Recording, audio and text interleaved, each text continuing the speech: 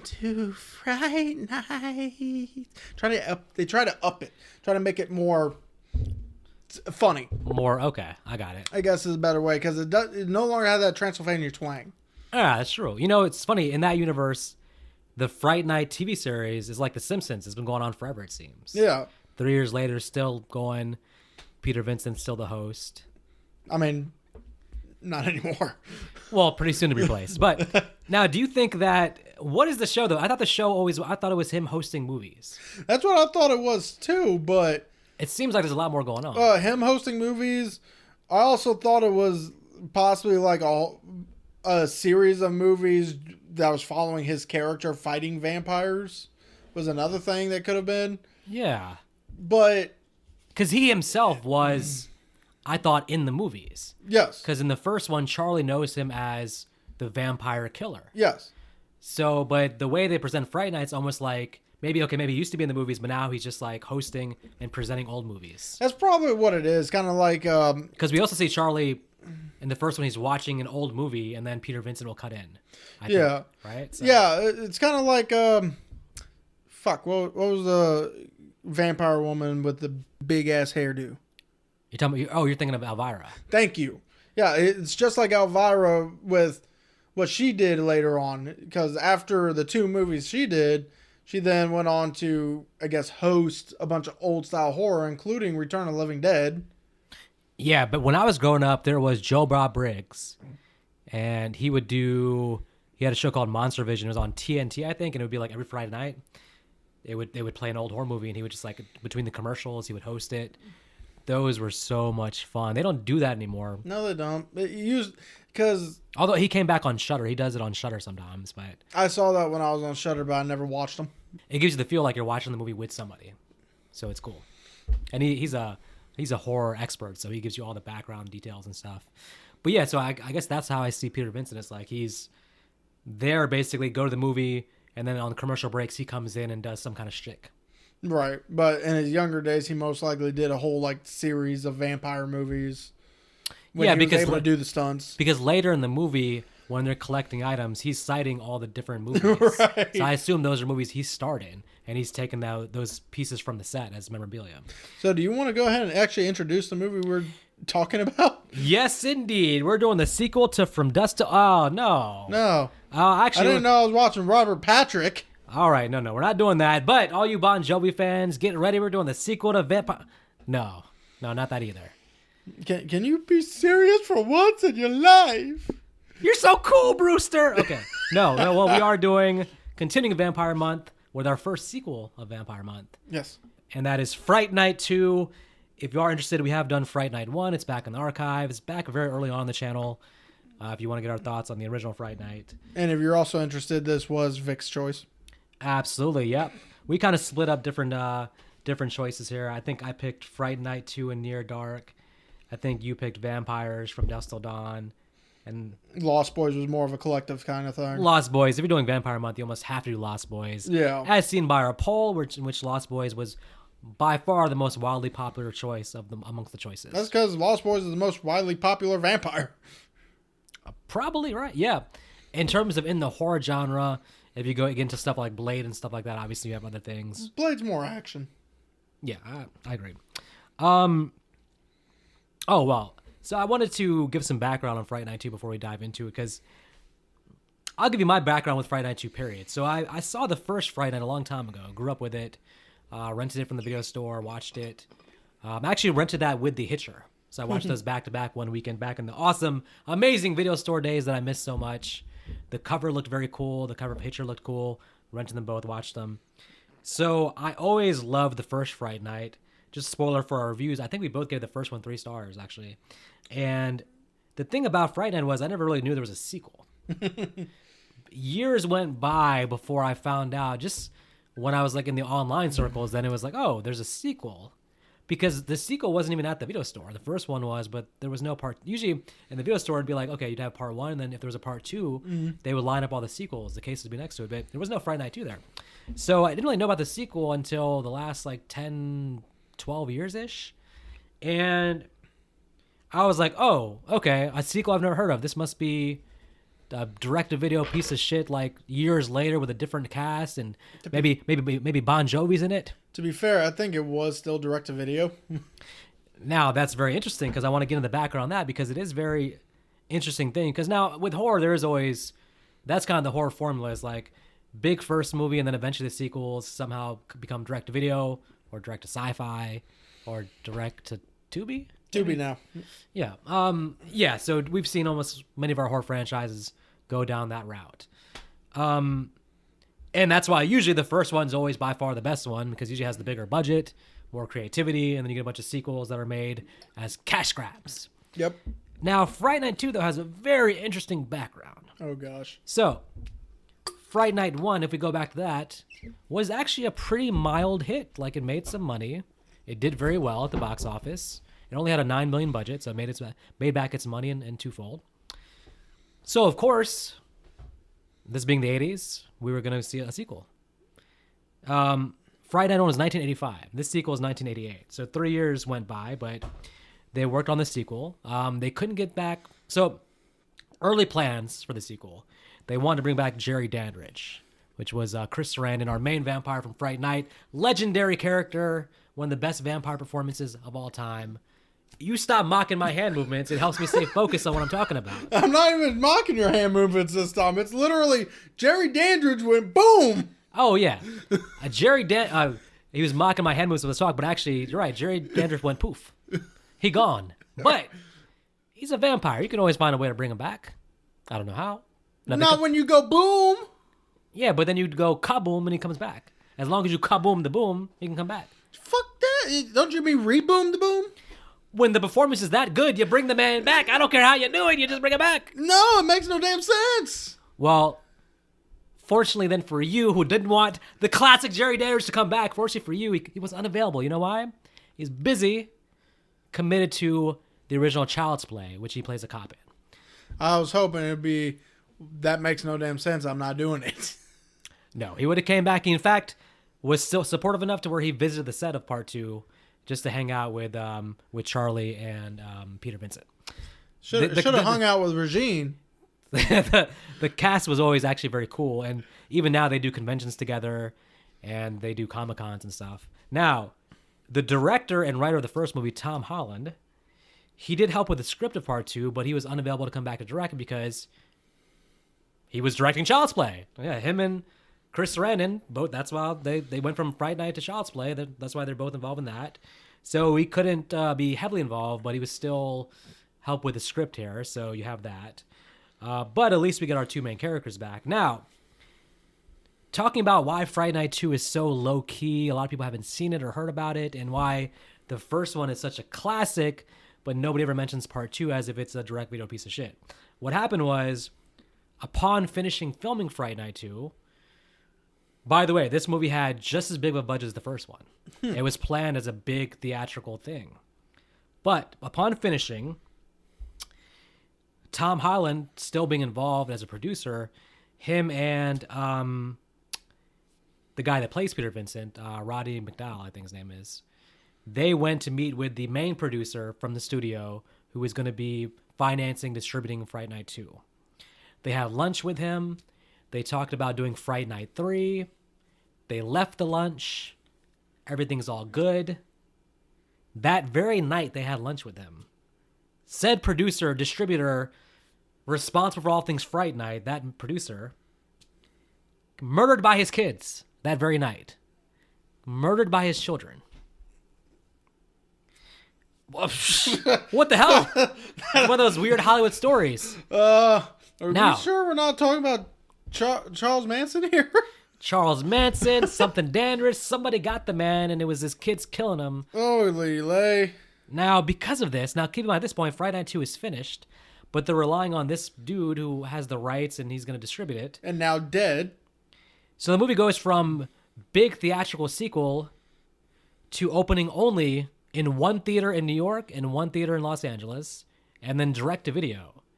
On top of that, not only direct to video, all the advertising was wiped out to a point that people didn't even know the movie existed unless they happened to see it in the video store on the shelf. That wasn't even next to the original Fright Night. So imagine you have a hit movie from 1985 and they came back with the same budget, the same actors, big sequel planned. And then suddenly it's just there on the video store shelf and nobody's heard of it. Nobody knows about it. And it dies pretty much. When the internet came along, which is now years later in the 90s, now the internet community gets together and they're like, oh, yeah, you haven't heard of Fright Night? There's a Fright Night 2? So slowly over time, people get wind of with online message boards, forums, communities. People go back and see the second one. But for a long time, it's not available on streaming. There's no Blu-ray of Fright Night 2. So it's like there was no distribution for it. So it's a very unknown thing. But what everybody has to understand is that it's currently free on YouTube. Yeah, what everybody has to understand is it's not because it was meant to be a low rent, low budget cash grab. You have the original writer, you have the two main actors, and honestly, if you watch the movie, it looks like it has a bigger budget than the first one. There's more action here. There's more characters. There's more scenes. More locations. More action. There's definitely more action. There even the. It's only because we get a werewolf. The special effects. There's more special effects. There's definitely more special effects. Yeah. So I think that my impression from before was, all right, bullshit sequel coming. No, so I was like, I was surprised the two actors are back. I was like, okay, well that says something maybe, but no, this is just a victim of circumstances. This could have been as big of a hit as the first one. But they lost distribution, and just for years, it was like an unknown thing. So, a very interesting background for it. Please tell me you found the background of why the main girl from the first movie didn't come back. The main girl has started on a famous TV show called Married with Children. You probably heard of it. I've heard of it. Okay. So... What fucking role did she play in that? The daughter? No, she is the neighbor's wife. Oh, okay. Yeah, that's actually what, in her career, that's what she's most known for is that role. So, although it hasn't been said, I'm guessing once you're on a hit TV show, you don't necessarily get the permission to go film a movie. I am not mad about that. I thought she was the weak point of the first movie. No, her character was useless in terms of she didn't do anything positive per se, and then she was there to get bitten. She gets kidnapped, and just from a charisma standpoint, I never understood why Jerry was so taken with her. Because she looked like his ex-wife, I'm guessing? Well, that's the only reason. But even then, it's she was the weak point of the cast. I like the girl in this one 10 times better. I'm happy that Charlie upgraded his girlfriend. Shame he didn't upgrade himself. The other thing was, in the first one, the girl from the first one was quite... whiny? You didn't really see why they were together. They didn't seem to actually get along. So, now we'll get to Charlie in a second. But so she's missing now. The actor who played Evil Ed in the first one, even he was talked to about coming back. I assume to play the werewolf character-ish. But he had gotten a starring role in something 987, Evil 987, 987. Oh, I think that was the one that Robert Englund produced or directed. Hold on. I'm pretty sure Evil 987 was... But it was in the 80s, though, so that's why I'm like... I'm pretty sure that was... Robert Englund definitely had something in it. I don't think he was an actor. Yeah, so 976-Evil. It's from 1988, and he has the starring role in that. So given the chance of okay, I'll come back for a small role in Fright Night 2, or I get to star in my own horror movie, I can understand that. Even though Evil Ed was a classic character from the first one. And let's be fair, the werewolf dude would have had probably a bigger time. Yeah. You're right, directed by Robert Englund. Oh, okay. There we go. So it was 1988. So he went and did a favor for Robert Englund and did that. So I didn't know Robert Englund directed it. Jeez. I heard about that. I never actually watched the movie. Because 1988 would have been the peak of Freddy. So yeah.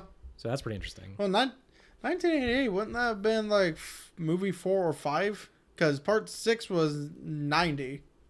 I want to say part 4 is 1988. And then part 5 is 90. And at that time they're pumping out every year. So he must have just in between the movies found. Well, I think if I remember correctly, I think he also directed the sequel. There's a sequel to 976 Evil. Is it called 1000 Evil? Nope, 976 Evil 2.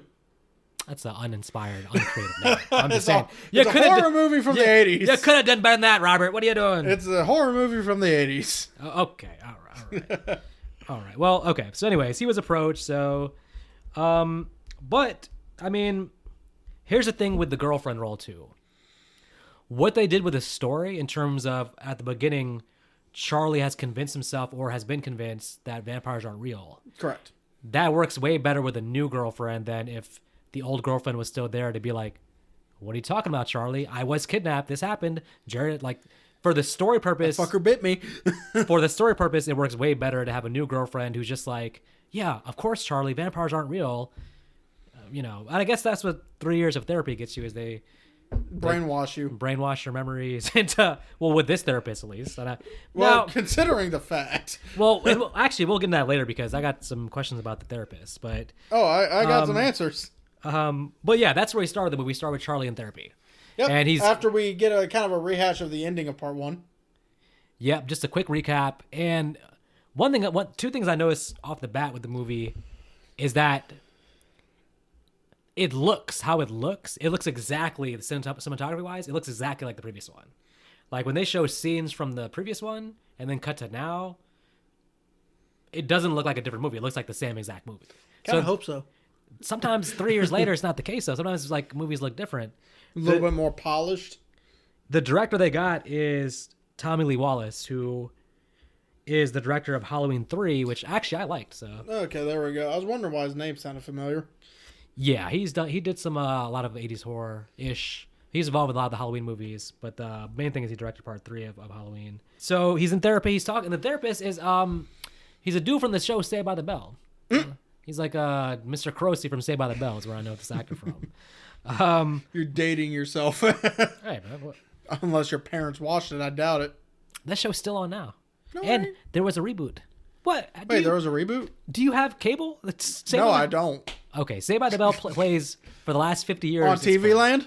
It's one of the most popular shows of all time. It's like not hearing of Seinfeld. You've heard of Saved by the Bell. Oh, come on. Seinfeld was a boring-ass piece of doo-doo. What? When I was growing up, my go-tos was MASH, Fresh Prince of Bel-Air. Wait a minute. Boy Meets World. Hold on. You're talking boring and then you bring up MASH? Yes. How dare you? No, how dare you? You need to mash that opinion into some potatoes. MASH is awesome. MASH is funny. I can't say awesome. MASH is the definition of boring. Negative. Slog. You fail. Slog. You fail. Okay. Seinfeld is the definition of boring. Oh, okay. It's a show about nothing, but it's a good show. It's not as good as other sitcoms, but I do like Seinfeld. Okay, anyways. Back to Charlie in therapy, who's been 3 years in now. The interesting is, for 3 years, he hasn't talked to Peter Vincent. Because he's been ignoring his phone calls. Best friends within the part 1. Sad to see that. Well, I guess he had to move on from this vampire thing. Well, you'd think it should be not, I just distanced myself away from him right after the event. It should be the past year. Because to be fair, he's going to want the extra person to, especially since his girlfriend most likely is like, yeah, we're breaking up immediately after all that happened. You'd think you'd want that familiarity with somebody who's been through it. So I'm thinking if he started therapy right after the events of the first one, his therapist might have recommended to cut him out, get some distance so you can forget about this. Because the thing with Peter is he hosts a damn vampire show. So it's like, it's going to be hard for that not to be on your mind if you're friends with him and you're watching his Fright Night show. So if something tells me it feels more realistic, not cutting him out immediately, but cutting him out maybe a year before the events of this movie. I just think that if it was recommended by the therapist, it would have happened. If he was trying to move on with his life quickly, then I think it also could have had something to do with, we don't know what happened to the girlfriend, but once they broke up, that might have really pushed him into like, I have to like leave this past behind completely and move on my life. I'm telling you, she broke up with him immediately after the events. I wouldn't be surprised if because he killed her love. Yeah, we don't know if she ever returned back to truly normal after that. She was a vampire possessed for a while. Yeah. So and to be fair, like I said, I saw nothing in the relationship in the first one that made me think, oh, these are lifelong soulmates. I could see them breaking up easily. Or maybe she went to college somewhere else, wanted to pursue a degree in something away from Charlie. I mean, either way, Charlie gets a new girlfriend. He's upgraded his girlfriend for sure. Her name is Alex. Alex's girlfriend. Now, a couple things to look at. One thing I mentioned also, the movie looks the same. It also has some new music, but it had a lot of the old music too. So the score felt very similar too. You can watch movies back to back and you get the same score, the same cinematography. Because of therapy, Charlie's now throwing away, just when he thinks it's safe to throw away his steaks and his vampire toys and truly to move on, just when he thinks that's safe. But while visiting Peter. Him and his girlfriend, to move on finally, he's going to go visit Peter Vincent on set. Yep. And guess who's moving in just upstairs? It's a huge case of deja vu for young Charlie, as he's like, oh, nope, not this time. Which is a very fair reaction. Well, I think that... Which is what he should have done in the first movie. I think, well, in the first movie, remember, in the first movie, he's just like... He's a teenager. He's very highly suspicious. He's watching horror movies. This time, he's older. He's moved on from the idea of vampires. So him seeing that, he's like, well, those aren't coffins being moved in. Those are probably baskets of mangoes. Yeah, they probably were mangoes. That's what I thought. Mangoes. Just mangoes. I mean, what? So anyways, but Charlie and his girlfriend reminisce with Peter Vincent, who clearly hasn't gone to therapy because he still thinks those events happened 3 years ago. Yes. And he's doing the healthy thing. He's telling the girlfriend, he's like, man, what a fun story this is. That's how he should take it, is like, he's not traumatized by it. He's laughing like, the things we did. What a fun time. Yes, that's how you can move on and make it a fun memory going forward. Charlie and the therapist is never going to believe in vampires, but I mean, I think... Are you sure this therapist doesn't believe in vampires? Well, at this point in the movie, he doesn't. A normal therapist. But I think Peter has moved on in the most healthy way. He's doing his vampire show, and he acknowledges that, hey, this happened, but it's a fun thing. Speaking of vampiric possession, in the car, when Charlie is trying to get with Alex, it's getting a little spicy in there. Yes. And who just happens to be on top of the car? Regine, is it? Regine or Region. I think Regine, because Region sounds like a car vehicle thing. Yeah, so we'll say Regine, I guess. Regine, was played by Julie Corman, who, just quick shout out, she's also very good in the movie In the Mouth of Madness, another John Carpenter film. Haven't seen it. I think you'll like it. It's a very psychological horror. I think you'll like it. Yeah, she's decided to chill on top of the car. While, I guess, possessing Charlie to get aggressive with this mouth action that him and Alex are doing. Now, I'm glad later on they'll explain this in the story. If they didn't explain this later on, I would have thought it'd been way too much of a coincidence for her already to be, like, targeting him in this way. I'd have been like, really? Like, why? What's special? Why is he being followed? Especially since she didn't actually look at him in the window. Yeah. So later on, we'll get an explanation. She moved in, and she's basically getting to work on the plan. And part of that is to spy on Charlie and also mess with his mind. Yeah. Let's talk about the young lady who unfortunately will be our first victim. So attacked by what I can only describe as the vampire formerly known as Prince on rollerblades. For one, the black vampire woman is known as Belle. It is not a woman, though. It's a guy. The actor is a guy doesn't mean the character is a guy. I didn't see anything in the movie that made me think that it's a woman character. There's a reason why he didn't talk. I don't know what that reason. I'm waiting for you to explain further. I don't know what that reason is. It literally looked like a woman to me. I don't think so. I think it's a guy named Belle. Which that name can go either way. There's Belle in Beauty and the Beast, and there's the male Belle in some unknown movie. It's on the tip of my tongue, but there's a male character named Belle somewhere. Or I'm gonna find him eventually. Or it is a guy who has some feminine features playing a female role, and that's not very uncommon considering the fact in the earlier days. No, but you can just start with just saying it's a male with feminine qualities. But it's not. But there's nothing that suggests he doesn't have like breast. There's nothing that suggests a woman though. I'm saying he doesn't have breast that we know of. He was always wearing like very heavy clothes. No, not at all. Folks, anybody watching this film, you can tell me. You can tell us in the comments. Is that a male character or a female character? I think it's just a male with feminine qualities. Now, either way, he's one thing we agree on. He gets the first kill. He's really good on the rollerblades. He's really good on rollerblades. And I got a question for you, Nick. What's up? If you're at your school and suddenly like the halls are clouded with smoke and like a mysterious figure is coming towards your rollerblades, would you continue tying her shoes, or would you get up and run? I think she was already done tying her shoes by the time she noticed the smoke. She was picking up her shit. No. I rewound. When she first looked up and saw him with the smoke, she then looked back down and continued to finish tying her shoes. Because she said, this looks troublesome, but if I get up and run, I may trip up my laces. And well, that'd then be take your shoe off, lady, and run.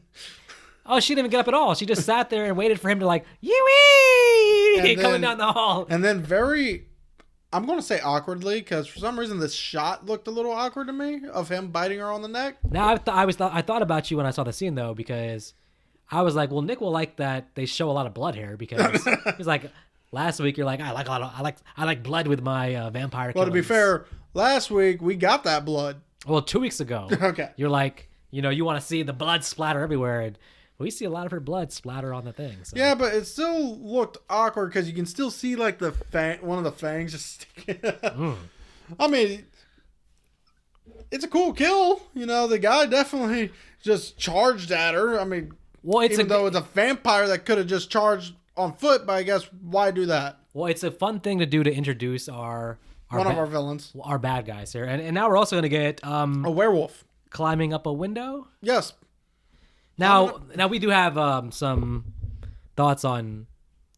Is it a werewolf? I don't know what it is, man. Is it I'm assuming it's still a vampire, but a mutation. It's hanging out with a vampire crew, so it has hanging out with a vampire crew, and it still technically follows the laws of a vampire. Cause otherwise, it would have broken into the dorm room and actually probably have been killing a lot of people. Yeah. So if it didn't follow the rules of a vampire, then, granted, our main girl would be dead. I just thought werewolves and vampires don't like each other. They don't. So most lores they don't. So it being a part of the pack, but I don't know. It's kind of like it's more of a mutation, I guess. The problem is it's wasted on a very incompetent, goofy person. Someone given that power to climb the buildings and all that stuff that he does, it's wasted on this practical joker. And I'm gonna laugh at the very first time our ghoul that we meet, who says you're supposed to bite her on the neck, and that's gonna keep coming up over and over again. And it just makes me think, like, well, I guess it is a vampire because, a werewolf, they technically, if a werewolf gets a hold of someone, they're just going to eat you. Yeah. They don't care if you live, die, or be turned. This one is almost like he's too. I think he really is in this movie a college student because he's just kind of goofy or a newly turned werewolf, maybe something. But anyways, Our vampire Regine, she's gonna pay a midnight visit to Charlie, which is supposed to be make our audience think it's just a dream, even though there's a lot of things showing it is not. Well, again, we'll find out later why she's doing this, but in the meantime, he stupidly invites her in, and she ends up having a midnight snack in the form of Charlie's neck. Yeah, well, although he does think it's a dream. Because he literally wakes up immediately after she technically bites him. Even though she doesn't... You don't see bite marks on him. Granted, it could be the makeup that they're using. Or it could be because she hasn't fully bitten him at this point. She just took the cut that's already on him, opened that up, and drunk from there. Oh, she bit him. Because from this point forward, we're going to see the slow transformation. But she bit him here. She does a great job of covering the tracks. Probably using makeup. And then, again... him waking up, bad dream. Yeah. I can understand that. Now, let me just say that Charlie turning to vampire is at least an interesting twist. And immediately, sometimes the worst thing sequels do sometimes is they just try to remake the original. They could have came back with the vampire and just did the same exact storyline as the first one. Only difference is switch the girl for Charlie. Yeah, this is at least doing something different. Having Charlie going through the transformation is a lot more interesting than the girl. And even the girl was like the end of the first movie. This, we're going to get this slow transformation all throughout the movie. I was about to say, why for Charlie? Because I'm assuming this character, Regine, is slightly stronger than Jerry. I don't know. Because, well, there's some signs. But we'll get to it, I guess. But either way, her venom seems to be turning him slowly, unless she's not infecting him as quickly as, say, Jerry did with the girl in the first movie. Yeah, I think in this movie, because even with his friend Richie, we'll see he has a very slow transformation also, because even by the end he's not full vampire yet either. So like, does it depend on how much blood you take? Can you control?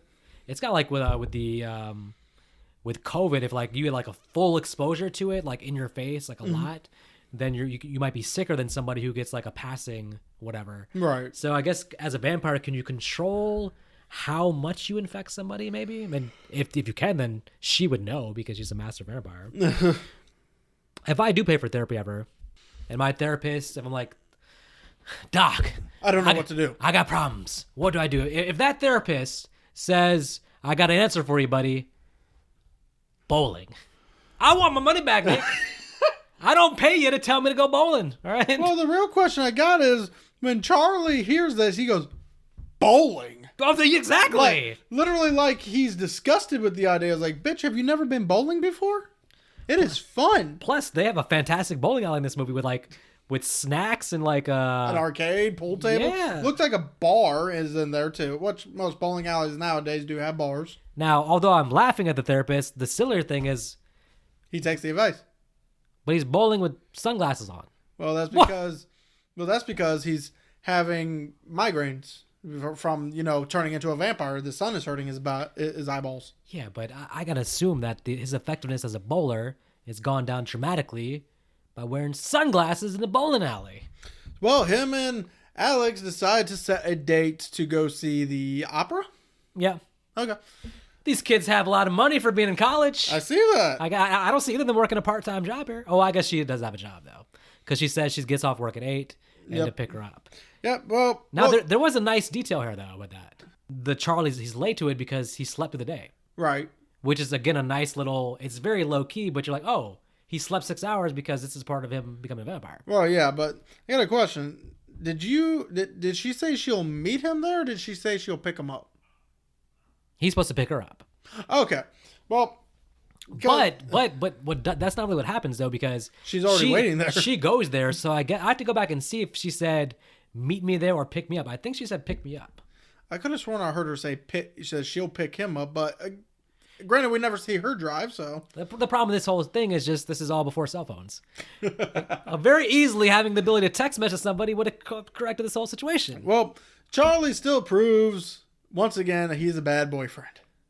Not necessarily. He's on the way to pick her up, but he sees his good friend Richie interacting with Regine. And he's like, wait a minute, Richie, what are you doing?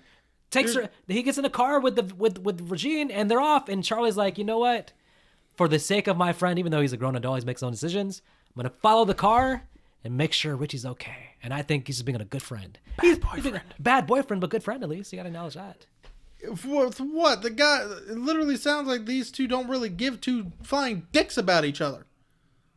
But if he has some suspicious about Regine, the fact that Regine's interacting with Richie makes him think, oh, this is way too coincidental. What's the odds of her coming to my hotel room, to my dorm room / my dreams maybe, and then her interacting with, I guess, my good friend Richie. I mean, we don't see the relationship per se.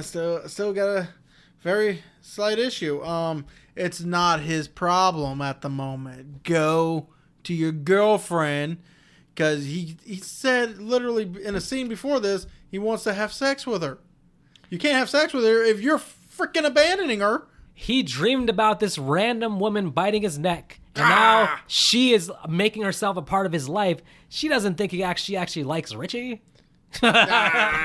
Now, and first off, Richie has money. That's why his name is Richie. He's Richie Rich from the Richie Rich movies. Okay. Secondly, why does he care? Wait a minute. Wait a minute. His whole thing is he's supposed to be like, oh, no more vampires. Yeah, that's suspicious. I'm gonna go meet my girlfriend. Wait a minute. You're saying what he should do, but he made the right choice. He finds out new information by following them. And now, wait. Let's slow down, because I can see you about to skip over something. Let's slow it down. So he follows them, and he's going to find that, of course, conveniently in the movie, the best thing about the movie conveniently is that the vampires, for a reason, they moved in at the same building that Peter Vincent lives at. Yes. So he's going to see Richie go in the building with her. And as you say, he says to himself, what am I doing here? This is not my business.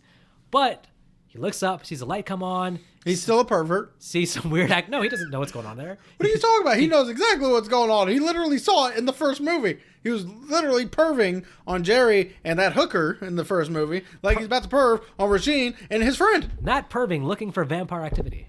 Yes, he's pervert. He's so unsexed right now. Well, I think for the right reasons, he's going to go get himself a better view. I'm thinking for the wrong reasons, he's getting a better view. All right, well, when he gets a good view, he looks in, and what do you see? His friend Richard getting bitten by vampires. Yeah, by freaking Belle and Regine. And Regine stares at him. Would they be, like, feasting on the dude, like, together like that, though? That was kind of If they plan on killing him, yo. But they weren't. They were planning on, well, I guess. They ended up turning him, but... Well, they killed him and turned him, so it's kind of weird, but... Okay, okay, so the good thing is, though, now Charlie is a believer once again. He's going to go talk to Peter Vincent and say, hey, man, you were right. I was wrong. There are vampires. And not only that, let's go to a vampire party. Now, vampire party, I don't think I would necessarily go to all that. That does sound like a really bad idea. Because let's say if you go in there and it is a bunch of vampires, you guys are dead. And also, here's another question. Why did Peter Vincent all of a sudden turn to the skeptic again? I think Peter's thing was two things. I think that he's like, maybe you're right, Charlie, but I don't want you to get me killed by rushing into something. Let's calm down and think about this rationally. He turns a little bit of a skeptic, but not as much as Charlie is at certain points in the movie. Now, the good thing is with this vampire party, there's no cover charge. So they let right in. You're right. And it looks like a normal party to me for the most part. And for the most part, until Charlie leaves and you see people being fed upon and others not having reflections. Yeah, that would that's a callback to the first one where he found out that Peter found out Jerry was a vampire through the mirror thing. So he does that again and again. But we find out also that Regine is a actress. Yeah, she's a performer, a performing artist. Which is a good cover for being a vampire because she has the fake teeth and all that. Finally, Charlie's like, gotta pick up my girlfriend. Oh, no. Oh, yeah, dude. It would be a shame if a werewolf dude was, around her where he could have easily, completely, and utterly destroyed her face. She went to the opera with him, too. So they're while they're doing this, they're enjoying For all we know, he probably decided to do the whole Gomez thing and go, that's French. But instead of kissing her all the way up the arm, he was nibbling all the way up the arm. Yep. She's already turned and we just don't know it. That was going to be Fright Night 3. Welcome to Fright Night 3. So when Peter finds out about this vampire party being a real vampire party, he gets a holler dodge, but he runs right into Regine, who now is going to reveal her motive, which brings it all together. And you want to tell us who she is, Nick? So I want to also bring up, she never tells us to Charlie, to my knowledge. Anyway, so she brings up to Peter that she is Jerry Dandridge's sister. Yep. And it is revealed that... she wants revenge. Although she wants more revenge on Charlie than she does Peter because she holds Charlie more responsible. Well, Charlie's the one that did get Peter involved, but at the end of the day, I'm pretty sure it was Peter that did the actual killing of Jerry. I had to think back to the first one and be like, why would she hold Charlie more responsible? But she says to Peter, you were more reluctant. But I'm like, Peter was pretty gung-ho once he got into it. I would feel like... Well, that's because he was going to die. I'd feel like she'd want to torture both of them, but it sounds like I'm going to kill you, Peter, in a little while, but Charlie's going to get it bad. So. I personally don't think she was ever going to kill Peter. I think she was... Because she's already started her plan by taking over his show, making him lose his job. That's so funny. It's so funny that her... Yeah, you're right, because she has a chance to come right there, but she's like, nope, I'm going to get you, but something different. She runs away as a bat. I'm like, she didn't kill him. Taking his show away is like actually more harmful to him because that's his whole life. Right? Eventually he's going to end up homeless. I gotta be honest, when he comes in there and like she's taken over and they've already replaced him, that's hilarious. They already got a new thing. They're like, oh, we don't need you anymore. He's like, no. That's actually hilarious. That she took over. It's weird they try to tell the producer what's going on. It's like, but she's a vampire. It's like, dude, he's not gonna believe you. Well, okay. Now, Peter doesn't handle this correctly in any way, but we'll get back to that for a second. I did want to talk about. I want to talk about Alex, who has quite the opinion of Charlie, as she is a psych major, and she's never read a vampire book, by the way. I want to quote her for a second because I've never seen this line before, and it's pretty funny.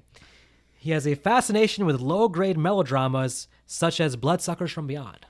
First off, now as a B-movie horror movie fan, I felt like somebody hit me in the chest. Like, what? Low-grade melodramas? First off, that wouldn't be a melodrama. That would just be, honestly, it kind of sounds like a fun time. What Charlie says, I think I would have actually defended Bloodsuckers from Beyond specifically, but he goes right to, hey, there's good stuff that comes from this, like Dracula. But I would have been like, hey, what's wrong with Bloodsuckers from Beyond? Defend your movie taste, Charlie.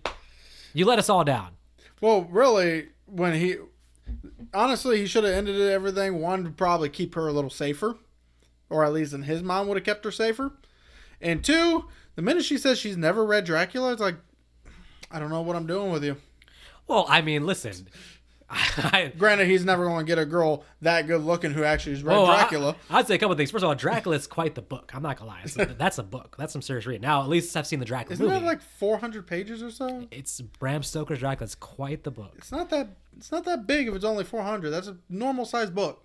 You can't read it in 3 hours like she does, all right? Don't get me on that one. It's not just a size. It's like it's more than 400 pages, but it's also like, it's not like easy reading. It's not like Dracula cooked green eggs and ham.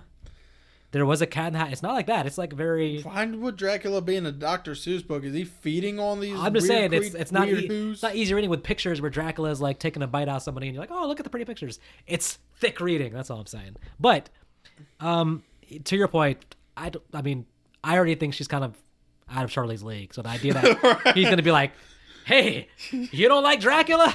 I can do better than I don't know, man. Old Charlie here got very lucky with this one. At the end of the day, at the very least, he could have found someone with his own interests that would have made everything in this movie slightly easier for him. Yeah, so I don't know if he can just be like, get away from me with your Dracula hate. So. Well, very next night, Regine bites Charlie again. It's like potato chips. So once you've had one bite, you can't just I'm pretty sure there's people who taste better than Charlie. But I guess revenge nibbling is probably does make everything taste even better. Hey, keep in mind, she is on a revenge. What's it say? Revenge is sweetest when served cold. Now let's go with I kind of want to talk about Charlie's revenge because you kind of get what his revenge is going to be, and that's she's going to turn him into a vampire. Yes. Would it not make more of a punishment for him in her mind to turn him into a ghoul instead? To where he's, for the rest of his life, eating bugs, not even food he would actually like anymore, and he's forced to do everything she says and protect her versus killing her. That would bring his spirits down low. And you've said ghouls don't get paid. Yeah. No health insurance. Nope. No benefits. No vacation time. Nope. And again, they gotta eat bugs. Of everybody in this movie, the ghoul has the worst life. I gotta. Even though this ghoul seems to be kind of enjoying himself a little bit. Well, he has a good sense of humor about everything. You're supposed to bite our neck, asshole. Okay, fair point. So actually, one thing we could say is now when Peter does find out about this, the first thing he does is goes back to his old friend Charlie to say, hey, you were right. They are vampires. But Charlie's flip-flopped again back to, what are you talking about, Peter? There's no vampires. I think, to be honest with you, I think he said that for Alex. No, at that time, he was back on his convincing thing because he just lets Peter walk away and Peter leaves town. Rightfully so. Peter packs his bag. He's out of there. Now what convinces Charlie back again is now his transformation because the man is walking on the streets of his campus. He sees a neck to nibble on. Another neck to nibble on. A third neck to nibble on. He's like, wait a minute. I'm hungry, but I'm not hungry for. Well, maybe I am hungry. Maybe I should go get some pizza. And that pizza is full of garlic, which you'd think he would have had a immediate reaction instead of waiting until she actually said garlic. Now, for some reason, this makes him try to go to his therapist's office, who's not there. Of course, he's not there. But what if he was there? What was Charlie going to say? I am a vampire. Turn into a vampire. He's going to be like, go bowling. It's like, yeah, just go more bowling. It's like, you know what? Go try playing checkers. Go play online solitaire. Go do some baseball. Oh, and he finds out his friend Richie was found dead.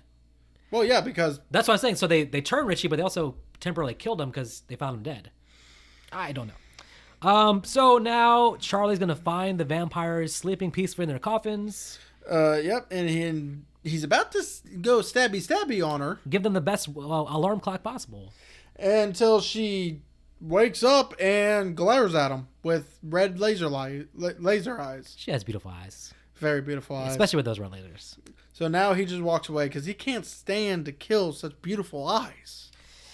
Yeah. Now, vampire bowling, which is spurned on by the girls at the library, werewolf guy approaches her again, even though clearly I think he's been friends over this point. She's basically like, hey, my boyfriend's coming to pick me up. Sorry. And he's like, if he doesn't come to pick you up, then come out with me. She's like, okay. Well, he has to kill some time. He sees he sees Charlie come, and he wants to kill him, but he's reminded that, hey, if you kill him, Regine's going to have your ass. Right. So he wants him alive. He's kind of protected here because Regine needs him alive. So they need time to kill, and there's one solution, which I think seems to be the solution with this entire movie. Which is going to tie together perfectly later on, because now I'm thinking, like, hey, these vampires, maybe they have a therapist too.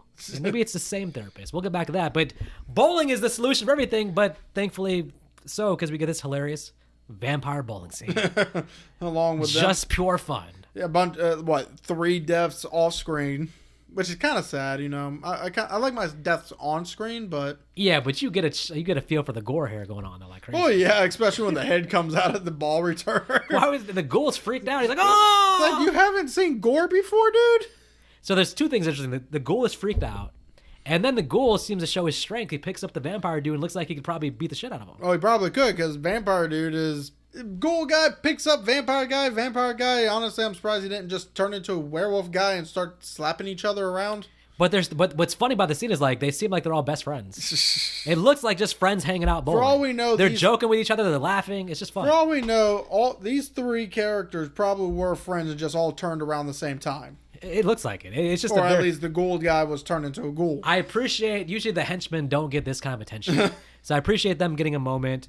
They're interrupted only by the new episode of Fright Night with our full Regine taking over and doing some crazy shit. Which is just chalked up to being special makeup. Well, first I want to also bring up that Alex reading Dracula annoys the hell out of me. Apparently she can read with her hands, not her eyes. Because she's like doing this weird weave thing with her hand over the page, and it's like, okay, done with that. Well, listen, here's the thing. She's also the fastest reader of all time. That earlier scene, I would say a couple hours earlier before she went to the library, it was like, oh, you haven't read Dracula? No. And then library a couple hours later, which I thought she went to the library to study, but I guess she went strictly to read Dracula because from the moment she left him earlier to now, she had been going through the pages. I thought the movie's lying, but she's going to actually use what she learned from Dracula to prove that she actually read it. Now, on the flip side, that again makes her a 10 out of 10. The most perfect girlfriend. You told her you haven't read Dracula, and she went and gave it a chance. What an amazing woman. But let's get back to Peter doing something very silly. Well, first I want to also bring up... Yeah. And this is the same scene as you're about to bring up. Yep. Why is this chick able to be recorded? She has no reflection, yet she can be recorded. Isn't that kind of in the same ballpark? I don't know. I know that it's in the same ballpark, but I don't know if it's the exact same thing. You have the mirror. Well, you need a reflection in order to be recorded. Okay. It's very much the same ballpark. So if you have no reflection, how can you be recorded? I don't know. The crew should have been literally seeing nothing. Is she somehow power enough to make it so that she can be recorded, though? I don't know. Is she just or maybe she's powerful enough to mess with people's minds? Because in this universe, if she's an actress, then her whole thing is getting recorded. So I don't know. Like, well, they said performing artist, so she could have been a stage actress. That's true. Now we never. Oh, I guess.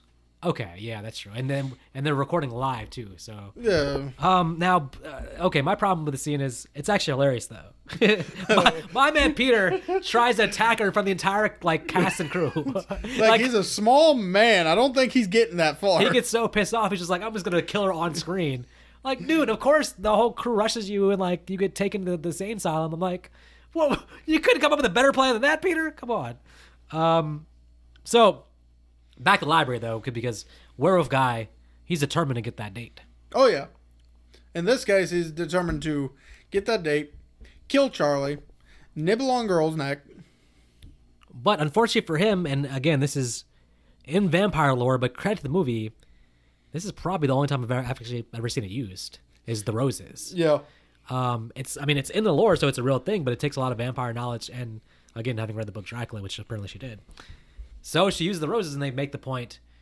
He's like, okay, now I believe you actually read it. She's like, yes. Otherwise, I would have known. But unfortunately, they have vandalized the library for the police to show up and be like, hey, what the hell? Yeah, I must have been looking down at my phone to put in a note when that happened because I, for some reason, don't. I remember jumping out the window. I can't believe that works. Like, yeah, I read the book, and then it cut to what damn Peter did. Yeah, it was very quick because they're at the library watching the Fright Night thing. Yeah. And then the cop walks in and they're just like, oh, because the window being destroyed, all that stuff, like the werewolf's gone. So the cops are showing up and seeing you guys destroy the library. I'll be like, it was the werewolf. Yeah. So you would have been with Peter in the insane asylum then. That's fine because our favorite psychologist grad student is gonna get him out. Well, first though, she's going to enlist the help of our therapist. And our therapist, well, he stops at train tracks. Train tracks because the thing goes down. So, and I'm like, those don't malfunction all that often. In horror movies, they do though. Yeah. Now, all right, I'm gonna say this right now. This whole thing coming up with the therapist.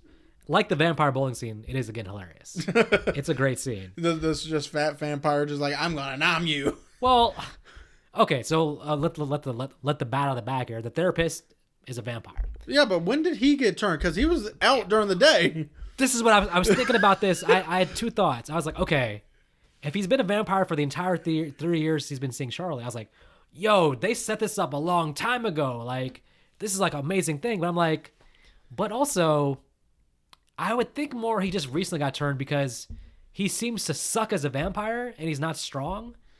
So it's like he seems like somebody who just recently, and he still has his human personality. And he's still, and like I said, the first 2 times, the only other 2 times you see him was during the day with Charlie. Yes, it seems like when Regine comes to town and sees like, okay, this is his therapist. Let me fuck with him by turning him into a vampire. That makes sense.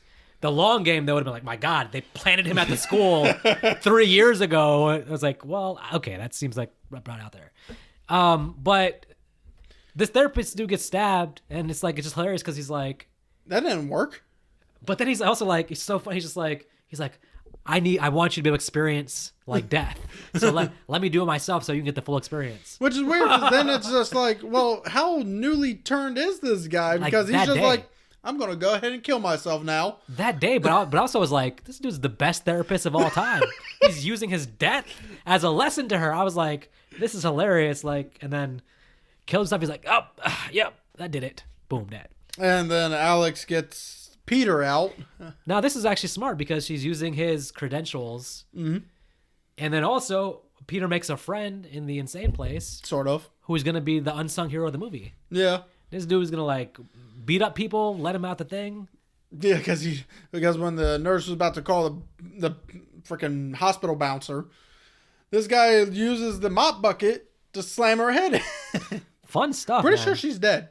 Fun stuff. This movie has some stuff that's a little bit more fun than the first one, I would say, in terms of just pure fun. So anyways, now we have Now they go to get Charlie, but he was actually bailed out by Regine. Regine. And now they have to go prepare for the fight. Now Regine tells him now the actual plan. I'm glad they add this in because, like you earlier on, I was just like, okay, for her revenge. On the outset, just the idea of like she's turning into a vampire doesn't seem like revenge. It seems like, oh, you're making him immortal. He's gonna have like, is that the best revenge you can think of? But she says basically, I'm making you immortal so I can torture you forever. And that's when he should have went, you're not immortal. Ask your brother. Oh. Well, She would have killed him right then and there. I think if our hero was like the kind of wisecracking villain, then that would have worked. For Charlie, that'd have been a little bit out of character. That still would have been funny, just because at this point, why does she care? Your brother wasn't immortal. She's like, son of a bitch. Oh, you're immortal, huh? Ask your brother. See, even that voice sounds like somebody else would like. Charlie could have said that. Now, to get ready for the fight, we're gonna see again another fun scene where they're collecting supplies, and Peter with every supply is like saying that's from this movie, that's from this movie, that's from this movie. Again, making me think that he has a history with like B-horror movies. Yeah. Otherwise, he stole everything from the sets. No, that's exactly what it is. There's actually a lot of actors who still have things from the sets. Like I can tell you, Jensen Ackles still has the 67 Impala from Supernatural. Yeah. If you can keep some of that stuff, why wouldn't you? Mm-hmm. So they steal stuff from the church, which makes her say, am I going to go to hell for this? I don't think killing vampires is going to make you go to hell. God should be like, oh, hell yeah. Yeah, well, depends on the vampire. I'm sure there's good vampires in this world. Name one. Ever. Jerry. Jerry Dandridge? Yeah. What? You want to know why he's good? Why? Because he's dead. He's not. And to be fair, that's cheating. And also, to be fair, me and you even said that he really wasn't that bad of a guy. He was only feeding on those without families.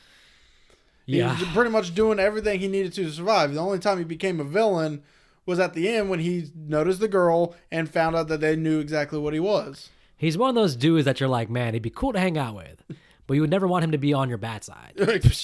Once he was on their bad side, then he became like hell. But as a neighbor, he was probably going to be a good neighbor. Up until, you saw him feeding. But like you said, it's probably a hooker. No, I don't know. Well, all of his victims were hookers without families. But that's more not ethically. That's because from a investigation standpoint, he can cover his tracks better by having somebody who's not going to be looked for. Yeah, but still, he only did it. He only fed on them to survive. It wasn't until around the last 30 minutes when he became the actual villain when he knows that they know what he is. Yeah, mostly he just ate his apples. So exactly. So, okay, so now we get to basically we're going to start disposing of the henchmen, and Richie has to go first because unfortunately Richie now is a henchman. He was fully turned because holy water melted him. He was, but before that, he was still going to drink wine or something. Oh yeah, that. And he mentioned like, pretty soon I'm not gonna be thirsty for any of this stuff. So that's why I was like, there's a process for sure. He reveals that also that he didn't have marks on his thing because of makeup. Right. So again, her being like a actress, like it's smart because they can just cover everything with makeup. Which honestly, they should have just kind of done something with Charlie where he takes off the scarf and kind of wipes his neck and to reveal the bite marks. Yep. We both agree that Werewolf Guy is an idiot. And he died a little too quickly. Not too quickly, just he's an idiot. He got himself killed. Exactly. He exposed himself like, hey, I'm on the window. And they're like, we're just going to stab you, idiot. So, he should have broken through and then, just started beating the shit out of everybody. That dude could have been Spider-Man. His powers were wasted on a complete idiot. I'm glad he died. And then we get in a sense, kind of our final conflict with these. We got Belle, we got Regine, and we got the ghoul. And the whole idea here is trying to get him to be fully vampire by having him bite Alex. Yep. And this is part of the torture because if he can make him kill his girlfriend, then he's going to have that in his head his whole life. But you know what? The minute she said, I love you, he should have been like, oh, bitch, that makes me mad. My last girl said she loved me and then she left me. I'm going to... What she should have said was, bite me or not, I support your decision. That would have been a better way to say I love you than saying I love you. I think maybe she loves him, but not like that. Not in a, bite me or not, I still love you. I think she loved you more. She was saying more, I love you. I'm saying this so you don't bite me. And then he goes to bite her because, oh, my last girlfriend said that and she left me, so fuck you. I don't think that's in his head. Well, no, it's not. His head was that's in blood. That would have been in your head. His head at that moment was blood. He was like, and maybe even... He was thinking she looked like fried chicken. Because he loves her, he's like, this is probably the best blood ever. It's about to taste like that. He's about to taste that red wine. What were we calling near dark? What were we saying? He's about to taste that Kool-Aid. That Chick-fil-A sauce. The Chick-fil-A sauce. That blue cheese. No. Not the blue cheese. Not the blue cheese. But anyway. But he's just playing possum. Yep, because then he grabs Belle's hands and eviscerates the ghoul when he... Admittedly, this is a pretty cool effect that happens here. I still have an issue. Well, we can say both. It's cool what happens to him, but also it's kind of like, huh? He was supposed to be the muscle, and he went out like a bitch. He got basically the Freddy Krueger death, where like his intestines are all sliced open. But instead of intestines, it's bugs coming out, which bugs. I could see Freddy doing. It's a lot of bugs that come out, though. Well, I mean, look what he ate. He ate nothing but bugs. Yeah, so you are what you eat. Yeah, but doesn't he like have a toilet to get that stuff out? I guess not. No bowels. No. Well. Okay. Well, his prostate's empty now. That's for sure. Well, and then Regine disappears, and what we get is Belle, even though Belle was currently holding him and somehow just poof gone, is starting to roller skate to them. Now, I was complaining about the girl in the beginning, just being like, I'm going to sit here and tie my shoe. He's rollerblading towards me in slow motion with a pose. I think any respectful person, as they sit there, would be like, he's giving us a lot of time. Let's just jump this motherfucker. Well, what they do is honestly kind of reminiscent to bullfighting. Yeah. Because they have a communal blanket. Yep. So I'm assuming it's blessed and holy, because when they wrap Belle in it, she explodes. These supplies they brought really came in handy. I mean, I gotta say, which again, cool effect. And I'm just thinking, not once have I ever heard any vampire thing say a communal blanket could actually work like that. Look, this movie does different things, man. The roses, this is at least they're doing some different things versus just like the stake in the heart bullshit. Right, but honestly, when I saw the communal blanket, I was thinking, okay, they put it on, it's gonna slow him down. Explosion. Exactly. He's done for. Yeah. So then we get to how come crosses can now affect Regina? This elevator thing is actually kind of cool to set up because Peter, they're on the top basically, and she's stuck in the elevator, and they're like, okay, she's going down to try to get to her coffin. So they're gonna go. Charlie and the girl are gonna go to the bottom. Peter's gonna try to attack from the top. I feel like she should have broken through that elevator faster than what she did, honestly. But that's just me. Maybe. I didn't think so. I thought the elevator was pretty... Notice how she broke through the top in like less than 5 seconds. Took her 5 minutes to break through the bottom. But she didn't really break the top. She punched it. He opened it, though, for her, though. He opened it and then he locked it. Okay, then she did punch it. Yeah. Yeah, true. Okay, well... Okay, there's a couple things with the cross. The cross that he uses, it is significantly bigger than the cross from earlier. The cross from earlier, I think, was like a little baby cross. Cross from earlier was his big gold one that he used in this one, too. It wasn't the same cross, I don't think. I'm pretty sure it was the same cross. I don't think so. We can go back and see. I think it's a different cross. Not only that, I think... Either way, it's a cross. But I think this cross also might have been a cross specifically from the church. Yeah. Now, that makes it a little bit more like, okay, maybe an actual priest has said something that, bless the cross, whatever it is. So either way, she's like, ah! So she falls down basically, but she's still okay. But she underestimates Peter because she thinks Peter's just ran away. No, he's got a plan. Well, yeah, he's got a plan, but did you notice that the communal crackers in her coffin in the form of a cross also affected her? Now, granted, those were definitely from the church. They're supposed to be the body of Christ. I mean, basically, they're the supplies they got have all worked very well. So, and she can't really sleep in that coffin anymore, so the coffin goes poof. Yeah.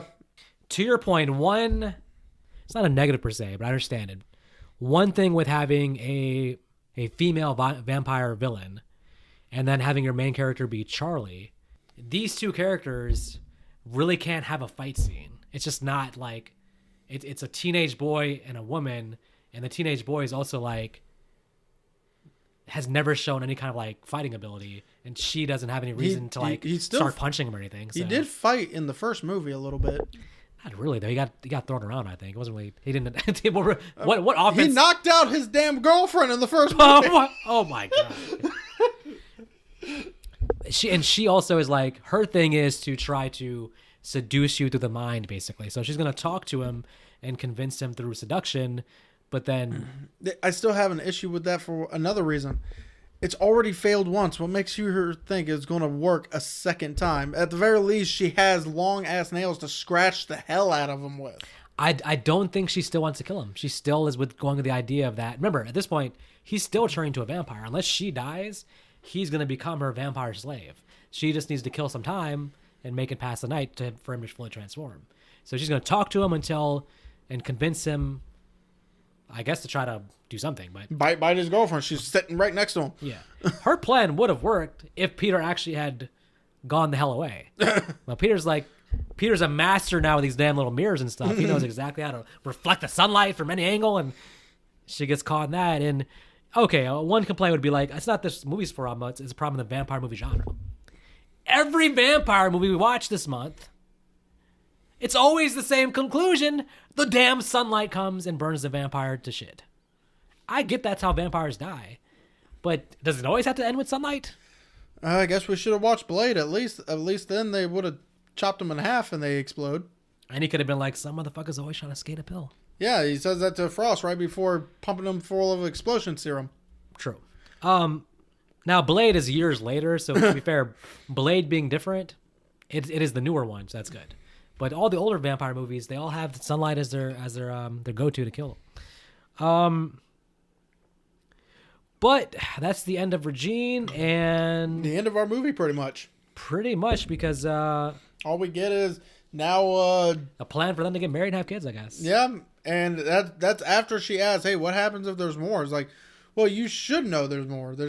It's another species. That species is not going to sit there and be wiped out just for taking out two of them. Well, and it has to be said, though, in terms of the actors and Tom Holland, they wanted to keep making more sequels. Yeah. They wanted this to be like, these two characters keep encountering vampires as they go through life, and you can keep having adventures where they keep coming together for it. So they didn't just want to make a third movie and do a trilogy. They wanted to make it a full franchise. Well, if I don't know that, but at least the fact that they were already going to kind of pitch the third one makes me think that, okay, if these keep doing well, because like again, the casts were all relatively close. They still do Comic-Cons together, so everybody liked working together and stuff. And the actor that plays Peter Vincent, he ended up dying in 1998, but he acted all the way up until his death. So you still had another 10 years after this to do whatever. It's just that once this one was dead in the water, straight to video, it was the end of the. Well, that's because they didn't even think about putting it in damn theaters. Yeah, well, I feel like this movie would have done pretty good. Back then, distribution was different. Like, you would go to you'd have one sort of person backing it financially who handles that. So it killed the whole thing. Exactly right. Had it done well, it's still, the good thing is, like I said, there's no cliffhanger.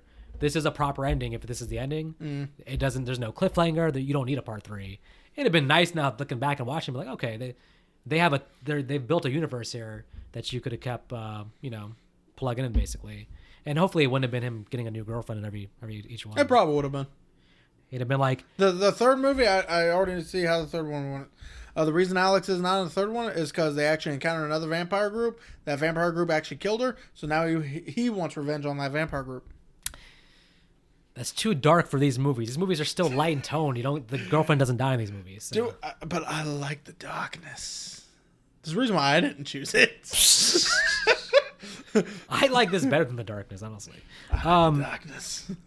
Yeah, but it could have kept going. But even then, I mean, instead we got the franchise still continues because people still consider the remake to be part of the franchise. So you still got the But remake.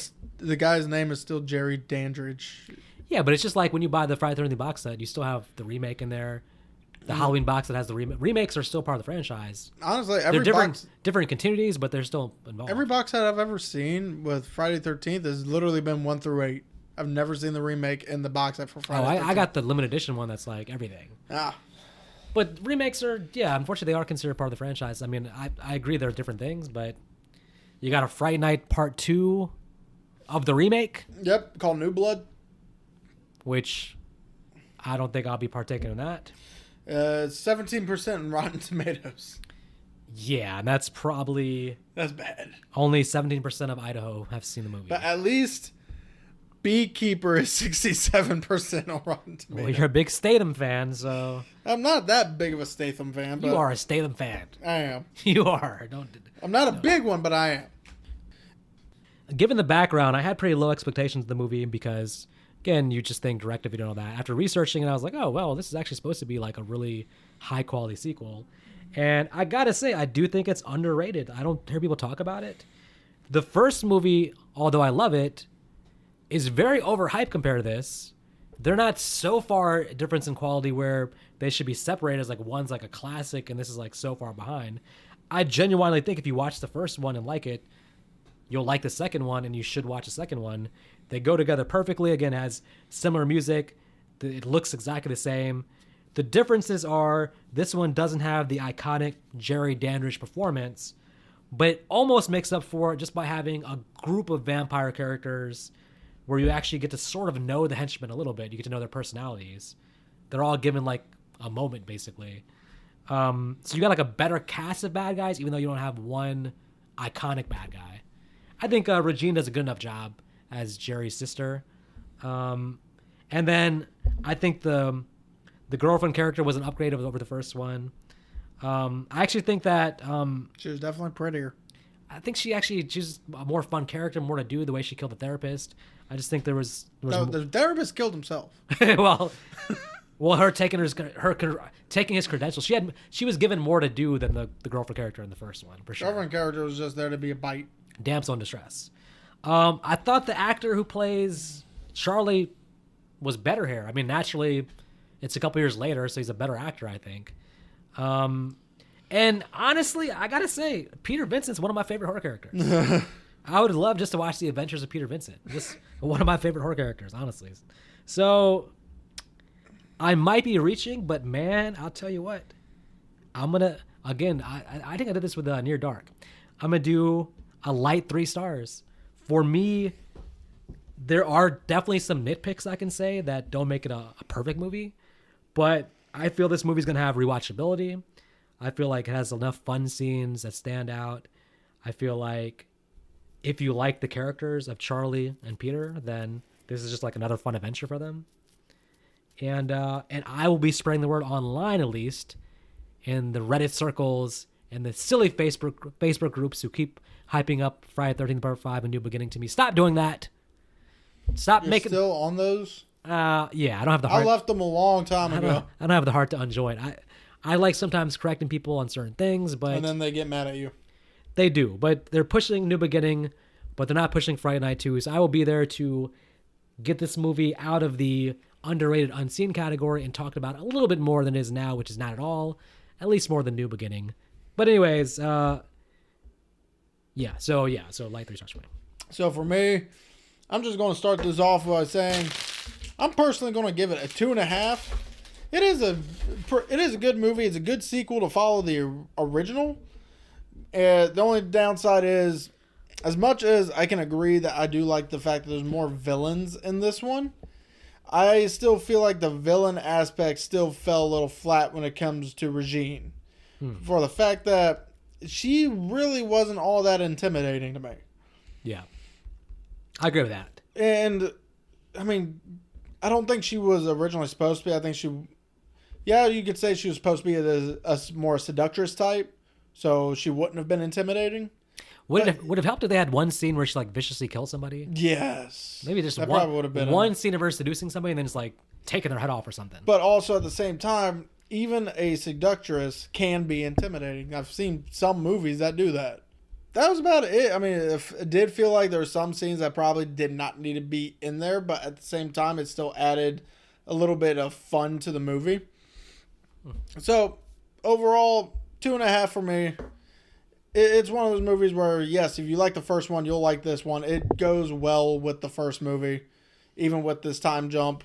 Just don't expect to see the female from the first movie if you liked her.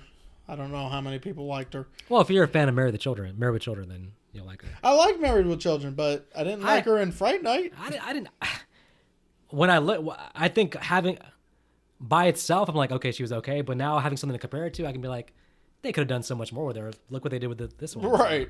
So, anyway. Coming on screen next week. Oh, kidding me? We've been announcing that every week this past month. Okay, but now the time is finally here.